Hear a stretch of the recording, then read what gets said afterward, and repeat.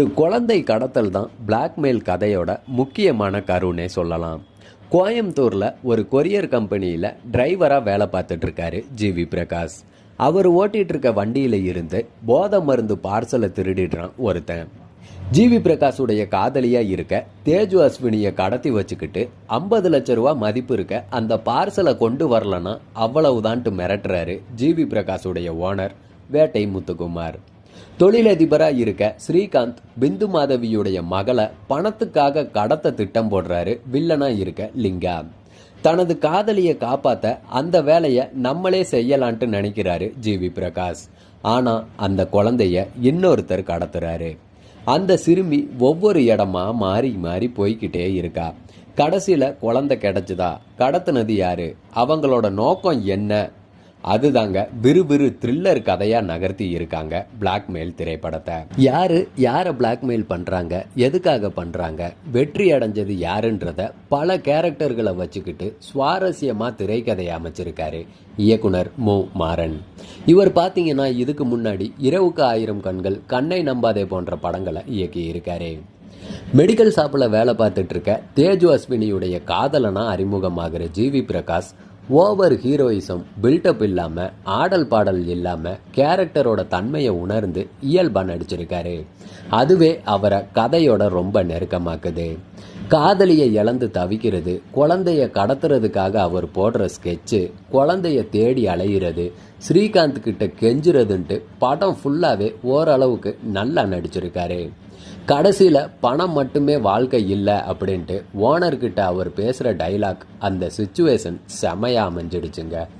Heroine தேஜ Ashwini அப்படின்னாலும் சில சீன்களில் மட்டும்தான் வந்துட்டு போகிறாங்க. படத்தில் ஸ்கோர் பண்ணுறது குழந்தையோட அம்மாவாக வர்ற பிந்து மாதவி தான். வில்லன் லிங்காவால் மிரட்டப்படுற தவிக்கிற காட்சிகளில், ஸ்ரீகாந்த் கிட்ட சில உண்மைகளை மறைக்கிற காட்சிகள்லன்ட்டு பிந்து மாதவியோட எமோஷனல் ஒர்க் அவுட் நல்லாவே ஆகியிருக்கு. இவ்வளவு நாளாக பிந்து மாதவி எங்கே போனாங்கன்ட்டே தெரில. ஜிவி பிரகாஷோட நண்பராக வர்ற ரமேஷ் திலக், வில்லனாக வர்ற லிங்கா, ஓனராக இருக்க முத்துக்குமாரும் மனசில் நிற்கிறாங்க. 1-2 சீன்களில் வந்து காமெடி செஞ்சுருக்காரு ரெடின் கிங்ஸ்லி. குழந்தையோட அப்பாவாக வர்ற ஸ்ரீகாந்த் கூட நீண்ட காலத்துக்கு அப்புறம் அந்த குணச்சித்திர கேரக்டரில் நல்லாவே நடிச்சிருக்காருங்க.